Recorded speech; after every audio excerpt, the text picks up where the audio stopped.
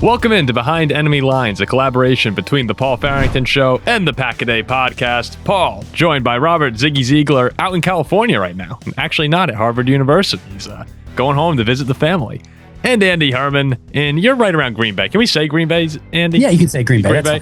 And in Green Bay, a tough place to be right now, I'd imagine. In Green Bay, Wisconsin, Andy Herman. I was thinking, guys, the right way to lead in this show. And Ziggy, being a philosophy guy, I have to imagine one of the bigger questions that people ask in philosophy is, why do bad things happen to good people? And I tried to connect that from, Ziggy's philosophy to Andy, what might be going on right now in Green Bay, where I have to imagine a lot of people went outside Sunday evening looking towards the sky saying, like, why? What have I done to deserve this? And yes, it's just football. And that the caveat, I would always say, the worst thing you could say to a football fan is it's just football, because that's when you really know that it's going poorly. But I have to imagine a lot of Packers fans were looking to the heavens saying, what did I do wrong today? And that's, no need to sugarcoat it here. Andy, how are you holding up here with the Parsons injury? Yeah, it's a bummer, and it's still not fully, kicked in yet. And it'd be one thing too if it was like, well, you lost Micah Parsons, but by the way, you lost the game. You were up by 9 in the second half and had the ball in as well. Christian Watson got hurt. Zach Tom got hurt. Evan Williams got hurt. It's the walking wounded. Josh Jacobs is still battling injury. We found out today Marshawn Lloyd is going to remain out for the year. It's just, it's raining the slew of crap right now in Green Bay, and none of it's coming up well. There's always the most fun stories in sports are the ones that have the most adversity that you have to overcome. I would have personally preferred a little less adversity. That's just me, but we'll see where Green Bay kind of goes from here, as one game at a time, and hopefully Green Bay can beat Chicago this week, and we'll see what happens from there. You guys have to be the saddest 9-4-1 group I've ever seen in my life right now. Like 9-4-1, and I couldn't help but. Like when it's what do they say? Like when you train crash, or you just can't help but look away as it was going on. Because again, I was actually cheering you guys on Sunday. Like I won't lie, I was rooting for you guys to win that one. It would have been great for the channel. Vikings are out of it. I don't like Sean Payton and the Broncos. And as things were unraveling in truly like unprecedented fashion, so it seemed, I would check over on Andy Herman Twitter. Your tweets were just fantastic, Andy. Oh God, come on, are you kidding me? As the spiral continued, I felt horrible for you guys. It was so surreal, because you kicked off the third quarter, you got the lead, and then you get an actual generous pass interference call. I'm like, well, we never quite seemingly get a call that is like that bad against the opposing team. And you that sets you up, and then you get a 40+ yard Josh Jacobs touchdown run, the longest run of the year. You're like, oh my God, now they're ripping off long touchdown runs. Like, that was one of the things they haven't been able to do all year.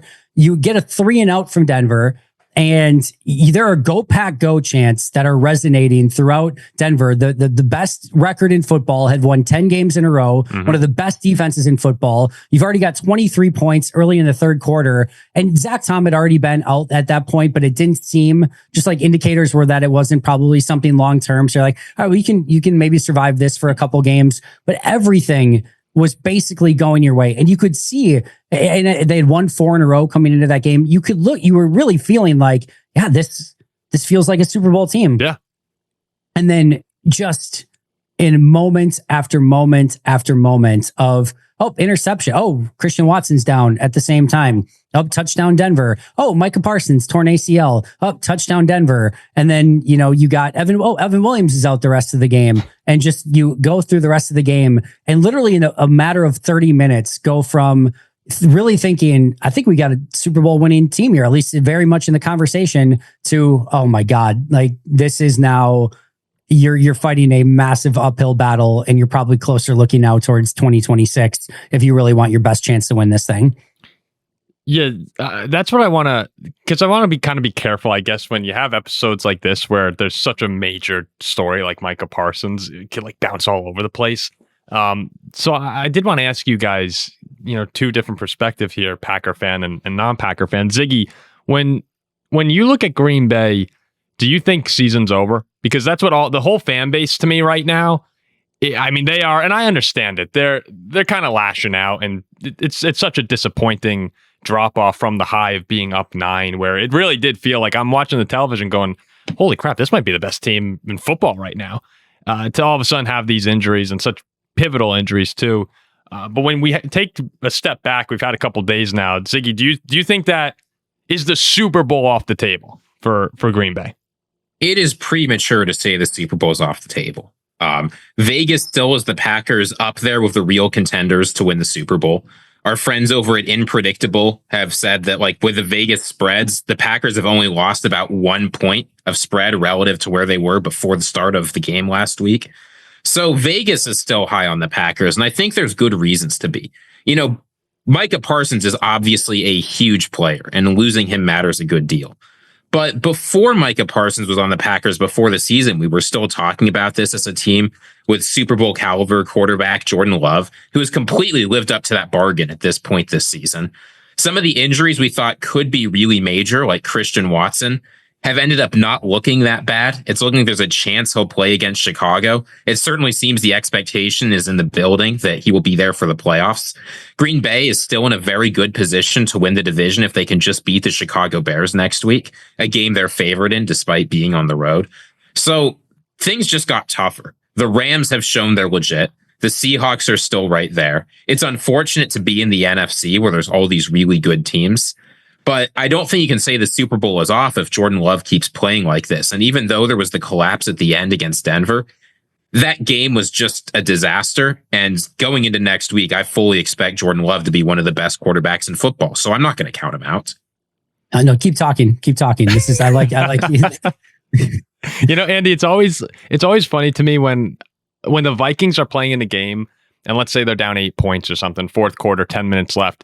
That 10 minutes feels like there's no time on the clock. Clock's run down. We have to score here or we're screwed. And I always laugh when I'm watching a primetime game at someone else's team. You're down 7 or 8 with 10 minutes left. I'm like, oh, they got all the time in the world here. Punt it, get the field position right. It feels different when it's your team. So when you hear Ziggy say all that, obviously, you look at the numbers of the Packers pass rush and the defense. Micah means everything to them. But when you hear Ziggy saying all this, are you just going like, oh, no, he has no idea what he's talking about, we're screwed? Or have you come around from where you were on Sunday? No, I mean, here's how I would say it. I think Green Bay can beat Chicago this weekend. I think they can beat Baltimore the week after that. I think they can beat Minnesota in week 18. I think they can beat whoever comes to town in week 1 wild card as the 2 seed if they get that. I think they can beat Seattle. I think they can beat Philly. I think they can beat the Rams. I think they could beat anyone they would potentially match up in the Super Bowl with. I think they're a good enough team to do that. I think where it really becomes difficult is even with Micah and everything kind of going according to plan, you are, it's not like you have like a 33% chance to win the Super Bowl or something. Like, odds are you're not winning the Super Bowl. The overwhelming odds are that you're not going to be and now you don't have Micah and you don't have Tucker Kraft and you don't have Devontae Wyatt, and you start putting these things together and it's like you hit a lot of whammies on the injury wheel throughout the course of the season to get to this point where the guys you really need come postseason are now not there. Now, do you still feel the really good football team? Absolutely. But where I get the harder aspect of this is winning all 4 of those games that you're going to need to win back to back to back to back with no Tucker Kraft and with no Micah Parsons and no Wyatt. That's where it becomes, I think, for me, a lot more daunting to see how you thread the needle so carefully to be able to do that. I think that's where things get really, really difficult. But I think in any game, they're going to be in it. I think they're going to play a lot of close games the remainder of this season. I think it's going to be a really fun end of the year because I think these are going to be very back and forth games. And I think Jeff Hafley and this defense are still going to surprise some people. I think this offense is still really, really good. But to be the best to actually win a Super Bowl, man, you have to have so much stuff go right and you have to be playing your best football with your best players.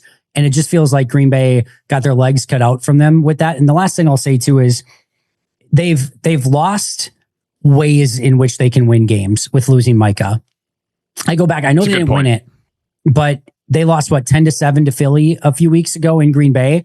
That's a defensive struggle that they still have every right to win, even though their offense was struggling throughout the course of the game because their defense was able to keep them in that game. now I don't think that they're going to keep Philly to 10 points in that game. That if they play that over with no Micah, now maybe you allow 17, maybe it's 20, maybe it's 23, but that's a big difference. And now the offense has even more of an uphill climb where they have to overcome that. I think winning some of those real big defensive struggles just got really hard. And if there is a game where the offense sputters out or only puts up 13, 16 points, it's going to be really, really difficult to win that type of game. Yeah, I'm even thinking of, the Cowboy game, the Cardinal game. Micah had some finishing, closing moments. And I know that you didn't win the Cowboy game, but Micah was the guy that you guys looked at and said, when you need to play, he's going to make it. And as far as making up for his numbers, I don't think you can. Like, it's just not something you can make up. Like, I think I saw your pressures was Parsons had 64 pressures this year and Gary has 28. He's second closest. It's like 30 something. He's actually like 19th in the league, but again, it's almost half of what Mike is at. And I think the big pressure stat out there is I think Micah has like 67 or something, and the next five guys in the team combined have 67. It's like that's what they get playing next to Micah Parsons. Yeah. That's playing next to him, correct? With taking less pressure off of them because Mike is taking all the double and triple teams. Well, I just turned my attention to you mentioned if 13 or 16 points, like it just won't do it, right? You're going to need Jordan Love to be at peak level to have a shot here. And I think you can do it. I think you guys are really fortunate that the Tom and Watson injuries appear to be okay and that you'll have those guys because your offense, as we know, can go shot for shot with anyone in the league when they're on. And I think Jaden Reed, you can immediately see the impact that he makes when he's on the field. Jacobs was awesome in the Denver game. I mean, he was just unbelievable. The catch over Greenlaw. You're like, is that Josh Jacobs? But I think you guys do have a shot because the offense is that explosive. You just really lose a lot of wiggle room for what you can do wrong now in these games. But if you win and beat Chicago, then I basically have to beat the Vikings to pretty much lock up. You should be the 2 if you win 2 of your next 3. And if you have Seattle come to town, like that's a tough game. That's a brutal defense. I wouldn't surprise me if you win that game at home. I don't think Seattle would go in there and blow you guys out. And next thing you know, you're in the NFC Championship game. If you win, Seattle would be round 2, win it, the divisional round. But it wouldn't surprise me at all to see you guys still be able to go on a little bit of a run here. That's the hope. It's just one game at a time. Beat Chicago, try to get into that number 2 seed, have a couple teams come to Green Bay, see what that matchup in the NFC Championship looks like. And you never know what's going to happen, but it's going to take it felt like in that 30, 35 minute moment in the game, everything went wrong.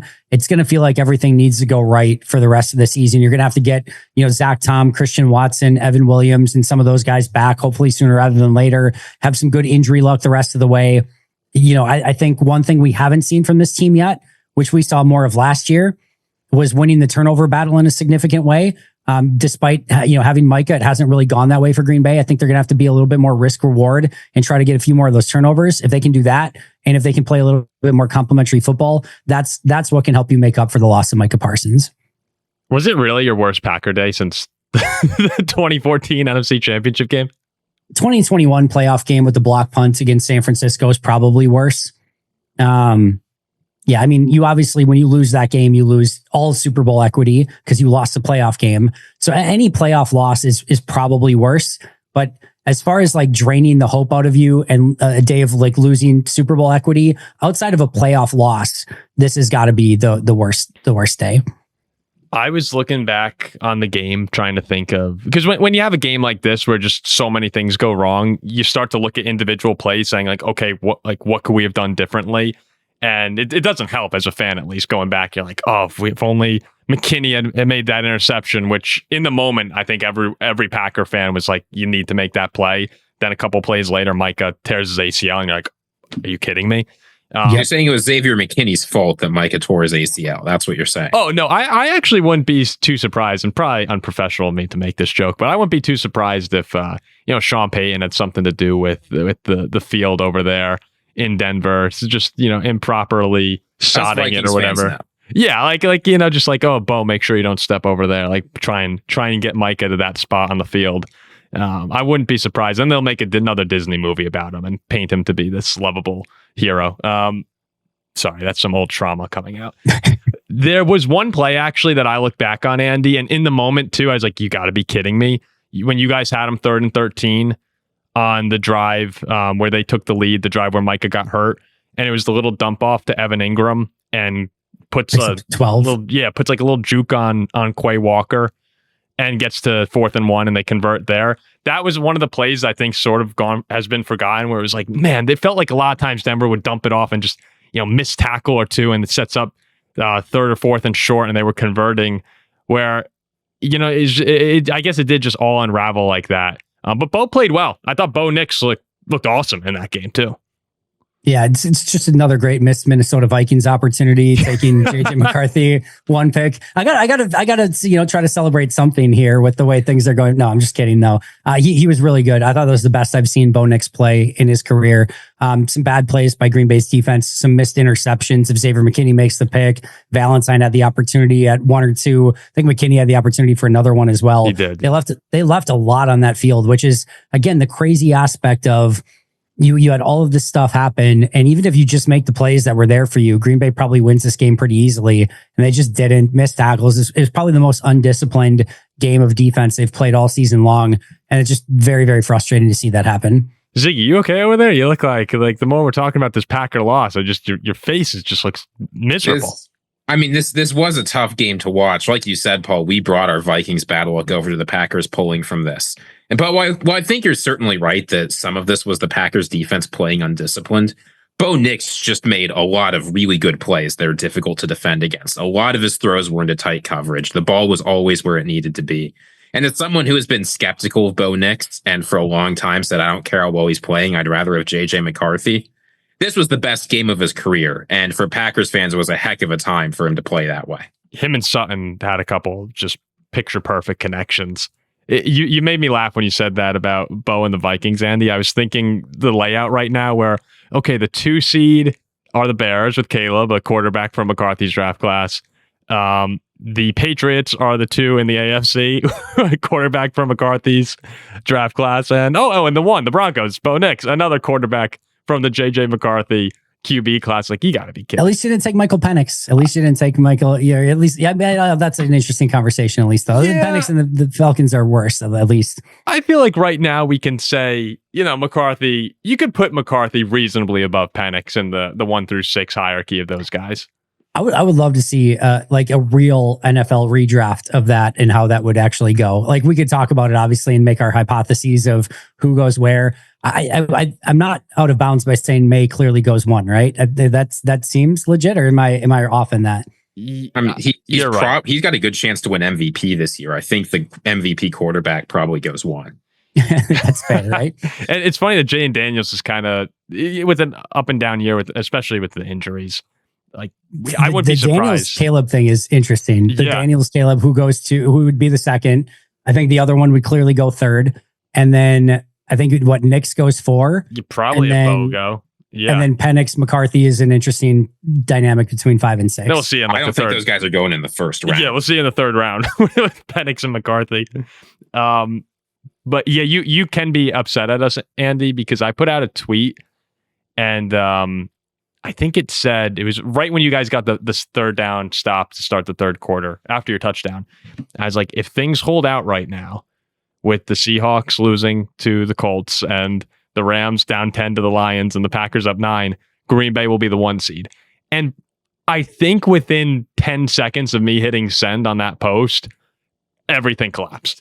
So I'm really sorry. Again, I was rooting for you guys, but it seems like that Viking luck did travel over to Denver, at least momentarily.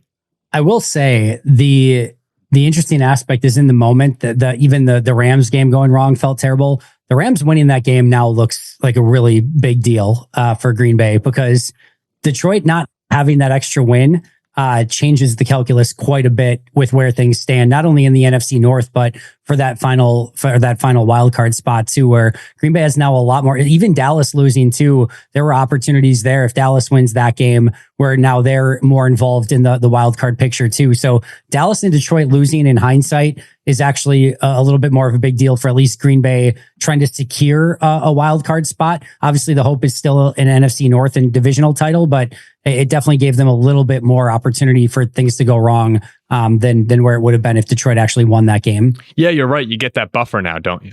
Yeah, a little bit more. Yeah, you have the game and a half lead right now. I still think you guys are. Obviously, it sucks, and there's something really disappointing about not having the opportunity, like feeling like you have the opportunity taken away with an injury. Where that Packer team is so loaded. I mean, if you give them their full cast of characters, it's like, I mean, you think of Kraft and Micah. I mean, you could just go down the list here. It's a fantastic football team, and you're still set up very well for years to come. But when you look at the playoff landscape in the NFC right now, or really the NFL, it's like, damn, there's kind of an opening. I mean, I know the Rams are good. I know the Seahawks are good, but it feels like there's a real shot. And so I felt bad for you guys. We've been there before. I mean, look, 14-3 last year. We're in the wild card round. Like, I get it, but just know we feel sorry for you, Andy. We appreciate it, and I appreciate it. And yeah, it was just one of those days, and we'll see how Green Bay responds. Like I said, the best stories are the ones where you overcome a lot of adversity. We'll see if Green Bay's up to the task. Well, I do have to say, if we're going to talk about Minnesota Vikings luck going to the Green Bay Packers, we also talk about Green Bay Packers luck going to the Minnesota Vikings, with JJ McCarthy having the best game of his career. Like, enough being sad, Paul. We had a great day. Yeah, talk about overcoming adversity. I mean, JJ McCarthy, 250 yards, that's unheard of, right? Over 200 yards for Vikings quarterback. We haven't seen that in a while. It was hysterical listening to Collinsworth and Tirico open up the game with, yeah, it's, Vikings fans breathing, sigh of relief. No turnovers, finally, for JJ against Washington. For first pass, batted up in the air and picked off. I just looked over at my dad and was like, are you kidding me? Right? Here we go again. Like, are you kidding? And Dallas goes right down the field and scores. And when you're out of it, there's a degree of just like, all right, whatever, who cares? But I was really happy with the bounce back. And I thought JJ looked, we now have 2 weeks in a row where JJ has looked like a competent NFL starting quarterback. Ziggy, I didn't get to talk with you about the game yet, but I have to imagine you're also pretty happy. I have a couple things to say because I was not very impressed by the victory over the Commanders last week. I talked about that a lot on this show. I think this was different for a few reasons. Now, the Cowboys defense isn't very good, right? It's still one of the worst in the NFL. But by EPA per play, no quarterback this year has had a better game against the Cowboys than JJ McCarthy. He played absolutely outstanding. And that isn't just like, you can say the defense has gotten better after the trades. He did it after that. And this wasn't like the Commanders last week where literally every single play in non-garbage time was zone coverage. The Cowboys played a real defense this game. The deep ball was back for JJ McCarthy, and he had some good connections. That throw to TJ Hawkinson up the seam was like for 30 yards was a really good, just reading the field, seeing what's open, delivering the ball. Yep. He got it where it wanted to go. He did a good job scrambling against man coverage. And when he wasn't scrambling against man, he was usually throwing it to Justin Jefferson. Even if that didn't get us like a lot of great passes that game, I like seeing my quarterback get the ball to Justin Jefferson in man coverage rather than throwing interceptions. Like, that seems like better process. Dude. Just in general, McCarthy did a good job playing better this game. Even again, like, you can complain about the mechanics. You can say you would have wanted him to do better, whatever. JJ McCarthy, for the first time in his career, was good for almost an entire game and played winning football better than anyone else has against this defense. Yeah, the Jefferson connection is just broken right now. It's kind of unbelievable watching it, but we have arguably the best receiver in football. And I mean, Andy, do you know his receiving numbers the past 3 weeks? Have you seen those? I know last week was it like what, 1 or 2 catches, and then like the week before was something similar. I know it's been a streak now of almost nothing from him, which is just, again, like you said, unfathomable. It's going back to the Seahawk game, 4 yards, 11 yards, 22 yards, 6 total catches.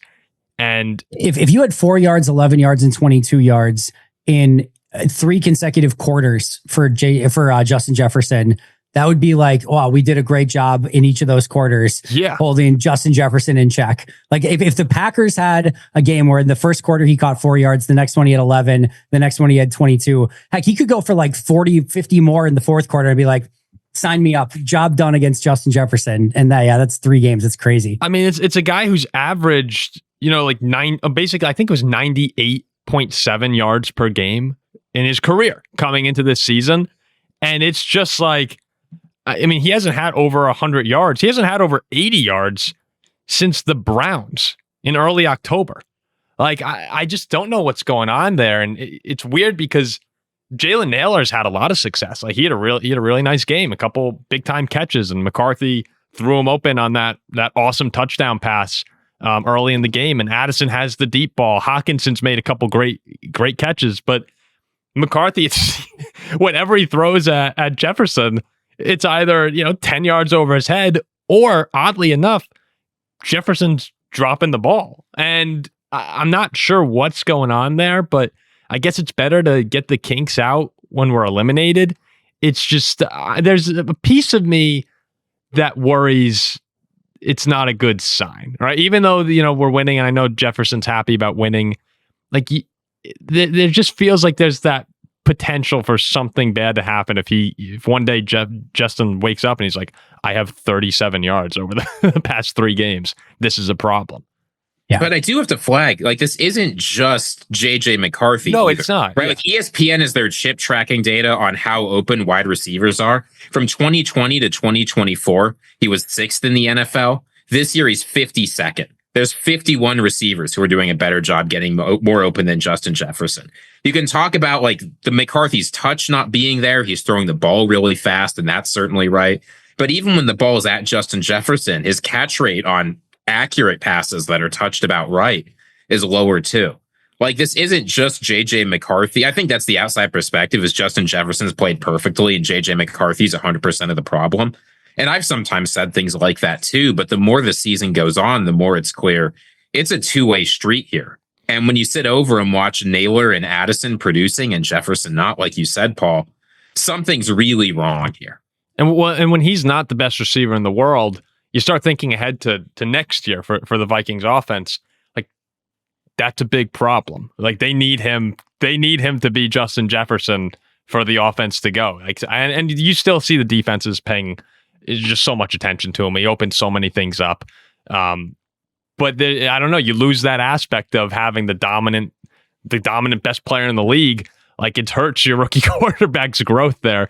So that's just something to keep an eye on. I mean, obviously it was a step in the right direction for JJ, and that's why a couple weeks ago when we came on this show, Andy, I was like, you know what? I'm not gonna kill the kid for having a bad week here. I just want to see how he finishes the season, and if he makes some strides here, feeling good going into 2026, that's great, and we'll evaluate at the end of the year. And I think we're finally, after an entire season, we're finally starting to make those strides. I would be lying though if I said I still feel great about the future with JJ. Well, how much of the rest of the season is a referendum still? Like, does he have to, are these next 3 games determining whether or not can he become the unquestioned starter in 2026? Is he going to compete no matter what? And could he also lose the job in 2026 over these next 3 games? Like, what do you guys believe is ultimately at stake for JJ McCarthy in these next few games? Well, I'll say this, JJ McCarthy's not worried about losing his job. Kevin O'Connell told him in practice, do not gritty on the field ever, no matter what. And he hits it in a game, and Kevin O'Connell comes out in practice or in the press conference and is pissed off. So clearly JJ thinks his job is safe.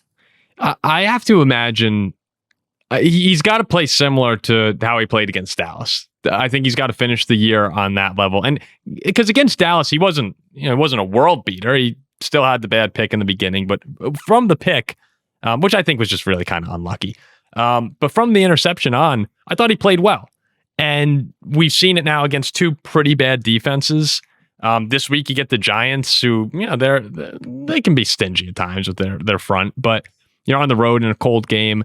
I want to see him continue to make progress. If he takes a step back and has one of those 80-yard, 2 interception games, then I'm going to be sitting back here going like, all right, we need to bring someone in. I still think no matter what, we probably want to have some sort of older quarterback. Now, like Kyler Murray would be an interesting one because Phillip Rivers. yeah.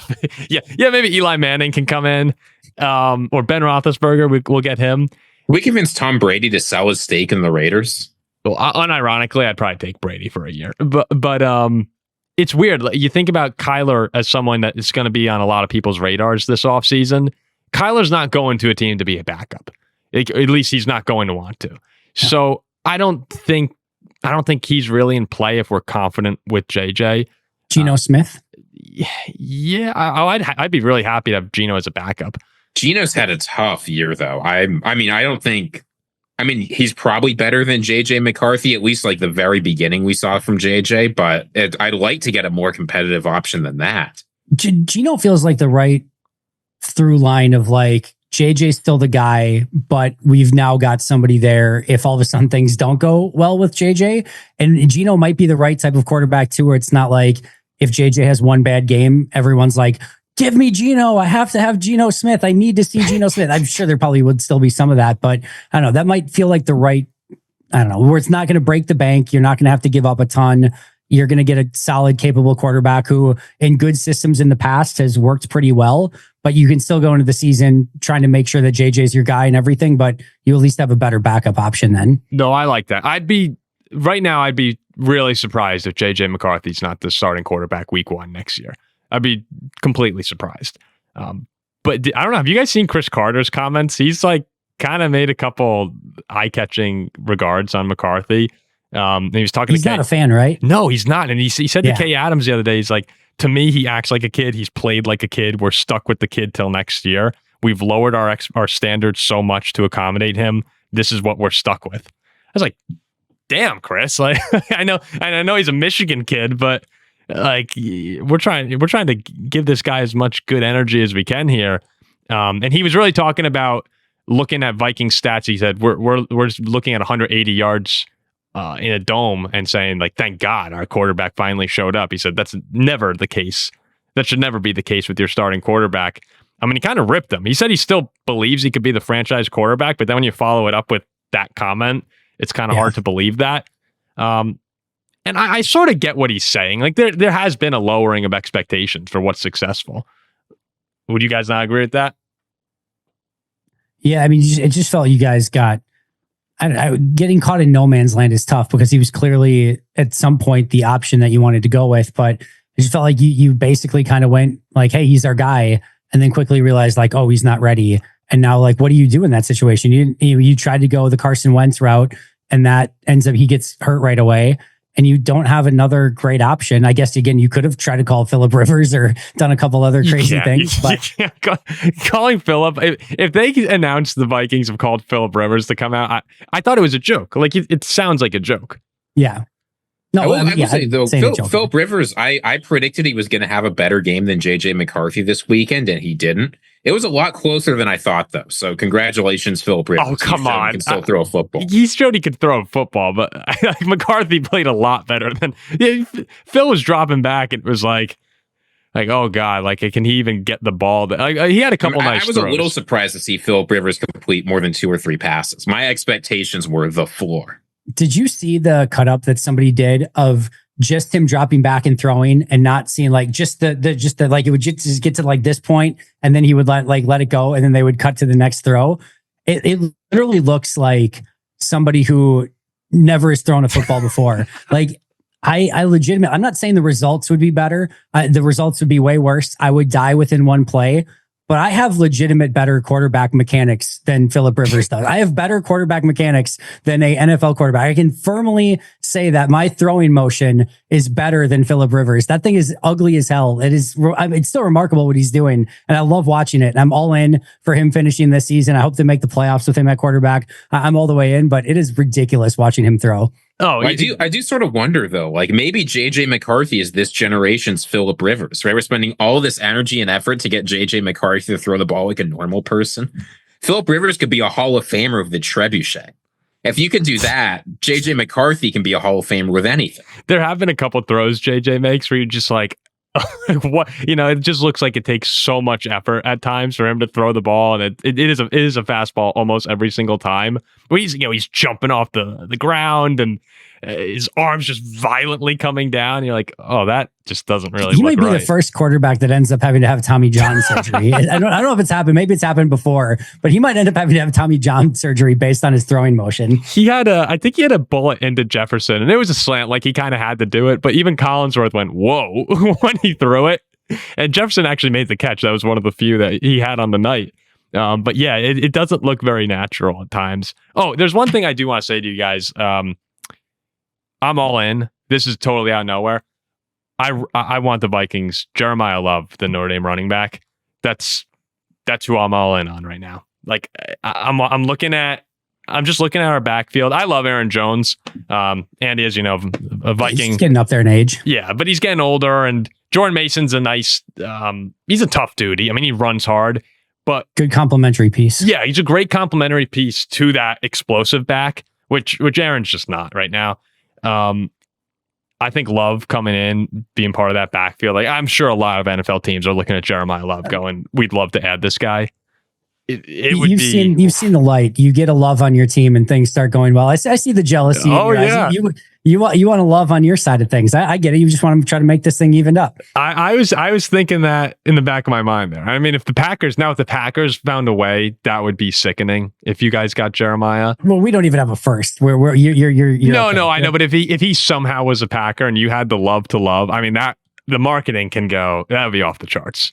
We already got a Valentine. We would have double Loves. We've got a Romeo. Like we've got a lot going. Right. We're a Hallmark card waiting to happen. Gosh, that's a great line. I mean, that's why Andy Herman is the boss here. So, I do have one more Minnesota Vikings question before we move on. Okay. Do you think Jonathan Grenard has played his last game as a Minnesota Viking? Oh, that's a good question. Yeah, I forgot to mention. I saw this in a headline, and my initial answer was, "Are you kidding? It's Jonathan Grenard. This guy's incredible. We can't let him go." But now that, he tried playing through the shoulder surgery, he re-aggravated it. He needs to go out for the season. The Minnesota Vikings are going in a cap crunch next year.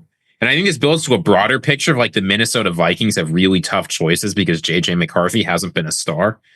But if you cut Grenard next year, you can get at least $13 million in cap savings. If they want, they could go all the way up to like 19 or 20. There's going to be a tough conversation about it. So I know you might not have all the numbers in front of you, but gut instinct, Paul, do you think Grenard's coming back? It's funny. I forgot Grenard. Grenard feels to me like he's in his low 30s. I totally forgot he's 28 years old. If he was initially, I was like, yeah, I think he actually might be gone, but he's 28 right now. He turns 29 in May. I think he'll be back. I mean, he basically this entire season, if there's a big play from the Vikings defense, it's Grenard or Van Ginkel. And there's really been almost no one else. I mean, Eric Wilson, former Packer, former Viking, now Viking again, has had a really good year, and he's gonna come back. I mean, he's been awesome. But there really hasn't been any other playmaker on defense. Grenard's been awesome. I think you have to bring him back if you can. I would be willing to bet money Jonathan Grenard does not get cut from the Minnesota Vikings. If anything, it's a trade.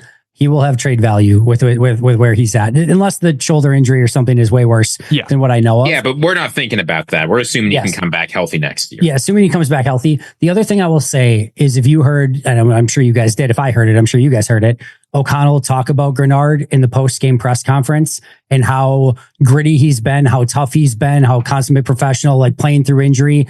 Coaches have a constant hard-on for that sort of stuff, and they do not let that stuff out of their building very easily at all. Just even hearing, him talk about Grenard the way that he did, that's one of those guys that you keep in your locker room through thick and thin, almost no matter what. So I'm not saying that, like, if you have Van Ginkel and Dallas Turner and you feel like you're good enough and you're in a cap crunch, maybe you have to make some difficult decisions or whatever. But in a very worst case, he'll have trade value, and I think they keep him. Could that have been a coded message? Because we know Kevin O'Connell hates gritties, and he's saying gritty to describe Jonathan Grenard. Ziggy, that's why you're also one of the best. I mean, you see things that other people don't. No, I love him back. He's the guy who came up with the more is required motto for this year, which, it's how we lived up to that. Well, more was required. Yeah, he was right. More was that motto perfectly from the Vikings this year. Every single game I leave saying more is required. 2026, even more is required for the Vikings. They're just actually going to change it in post-production to say more was required instead of is. More was required. Oh, gosh. We're going to end up with the 12th pick in the draft. Like, I think I've said that for a couple of weeks now, and we are 12th at the season ended today. So, oh, man. Leave it to the Vikings to turn it on once they're officially out. But Ziggy, are you in the upside down? The lights keep flickering. There might be a Demogorgon somewhere near you. I don't know if you guys are. I've been watching to try and I'm like, this is what happens when the Minnesota Vikings goes to the Packers. Just everything. You are in the upside down. I think you might be in the upside down. So yeah, it's hopefully the Vikings are doing better over there than they are in real life. But some light issues. You might be in danger. So speaking of in danger, Week 16. Packers, Bears, Saturday night. Yeah, cancel your Christmas party plans, cancel your holiday party plans. It's football time. The Packers I was surprised when the line opened up at 2.5 for Green Bay. Like, that actually shocked me. And the Packers are still 1.5 point favorites in Chicago. Does that feel right to you, Andy? No. And I think Green Bay can go in and win this game. I have a feeling we haven't seen it yet. We're recording this just before I think the injury report is coming out here. I'm just going to double check to see if it has. Yeah, it hasn't yet. But the length of this injury report, I think you could honestly be without. Well, we know they're going to be without Tucker Kraft, Devontae Wyatt, Elton Jenkins, and Micah Parsons. And I think on top of that, they easily could end up being without Christian Watson, as well as Evan Williams. Tom, we don't know, right? Zach Tom is... And Zach Tom. Yeah. I think that it's like 7 of your top 12-ish players on the team that are probably not playing in this one. You're in Chicago. This game is going to mean everything to Chicago. It doesn't feel right. I would like Chicago in that situation from a line standpoint, but man, I hope Vegas is right. Yeah, I was surprised when that initially came out. And the Bears... we said this on our reaction show to the Sunday games. Like, this has to be it for Chicago. You have to win this football game. This is the team the team that's owned you for forever, and they're coming into your stadium. You have the chance to really, it's not a knockout punch on the Packers season, but if you lose this one, given the way things have gone the past few days, the Packers fans are going to pack it up, honestly, if you lose in Chicago, and you'll be a wild card. You still might be able to go on a little bit of a run, but the morale will just be destroyed, I think. Like, this is, it's a must win for both teams.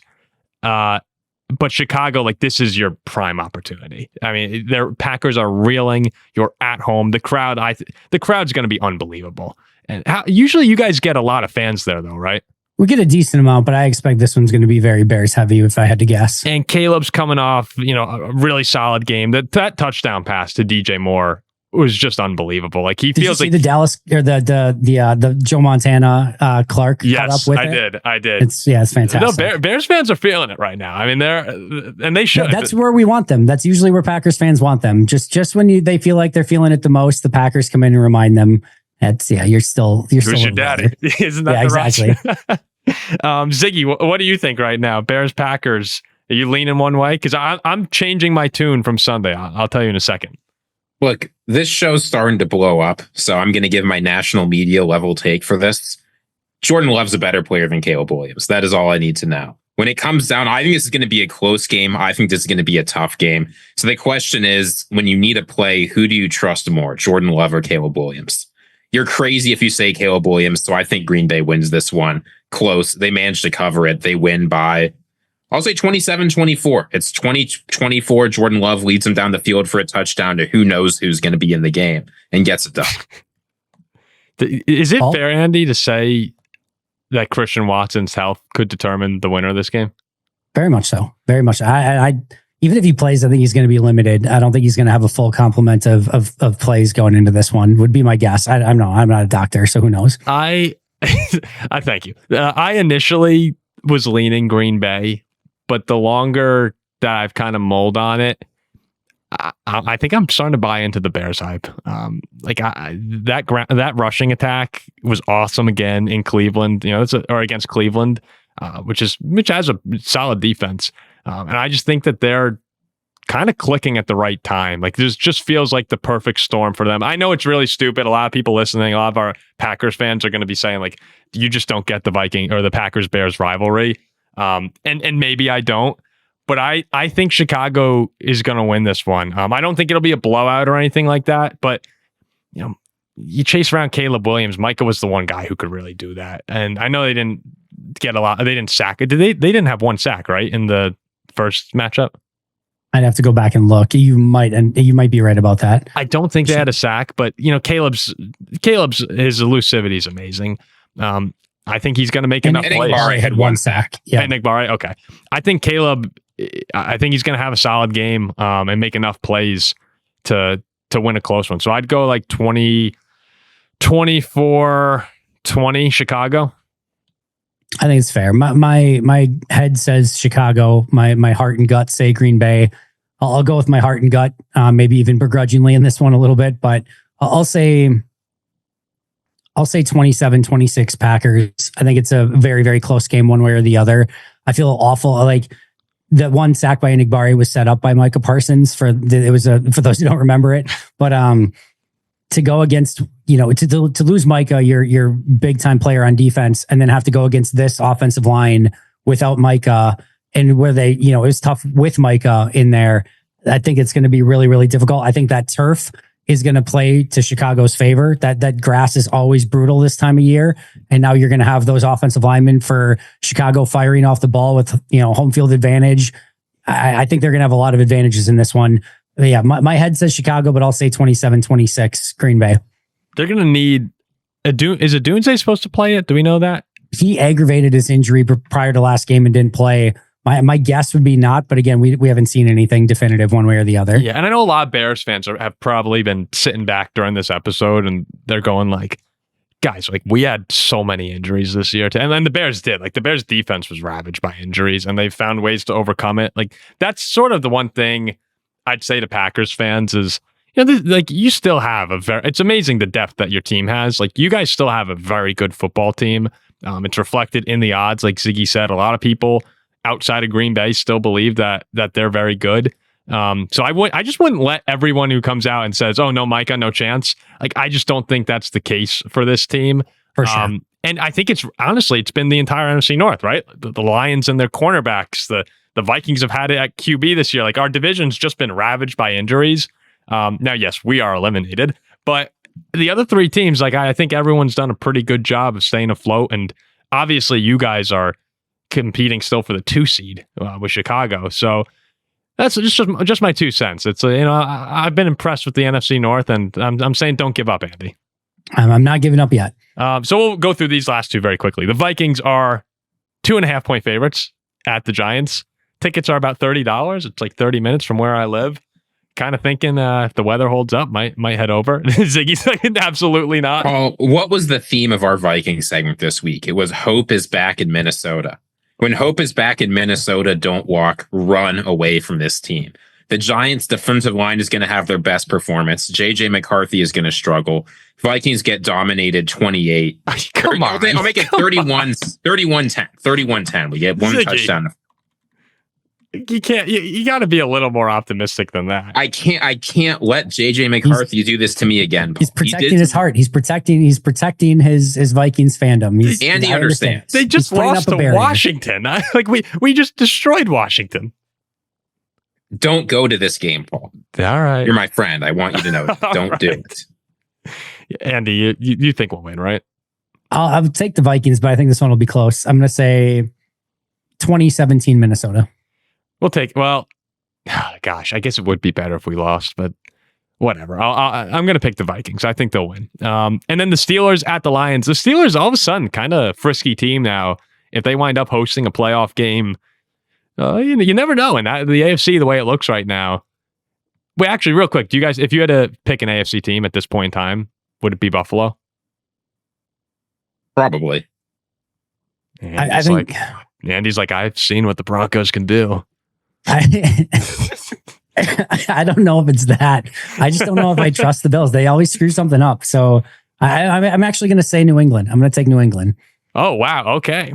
Yeah, it is going to be fun watching Buffalo probably have to go on the road, and you get Josh in Denver, maybe in New England, wherever he goes. But the Steelers, yeah, we'll see if they wind up being there. They're in Detroit. The Lions are 6.5 point favorites. Lions pretty much need this one for their season, honestly. Although I guess if they beat Chicago, no, they're 2 back of Chicago, aren't they? So they really need this one. Yeah. They really need this one. I got Detroit in this one. Detroit Lions at home, off a loss in a must-win game. Lions take care of business, win 38-17 17. Oh, jeez. Yeah, I want to pick the Steelers, but I'm going to go Detroit as well. I think it'll be like 31-17. Sounds about right. I'll take that as well. All right, so we'll wrap it up there. And yeah, I guess, Andy, I hope you guys have a better Saturday than you did last Sunday. But at least you're still I'd say can't be worse, but I don't want to tempt the football gods at this point. It was crazy how it was like every time you thought something couldn't. I was watching the game with my mom, and she was kind of in and out of like crocheting or something. And when everything kept happening, I was just like, oh my God. And she's like, is that bad for the show? I was like, yeah, that's very bad. And then you just kind of culminate with Micah. She's like, oh wait, he's really good, isn't he? I was like, yeah, he's really good. He's There's really, one really injury good. that could be worse. I'm not even going to name it out loud.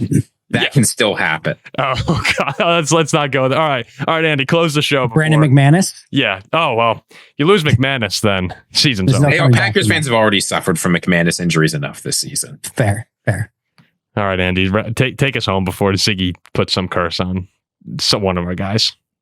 Appreciate you guys as always. Follow them.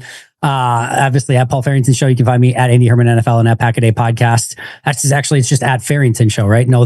Yeah. It actually is just at Farrington Show. Yeah. Nice catch. At Farrington Show, at Andy Herman NFL, at Pack a Day Podcast as well. We'll see you guys next week. And until next time, and as always, sports are stupid.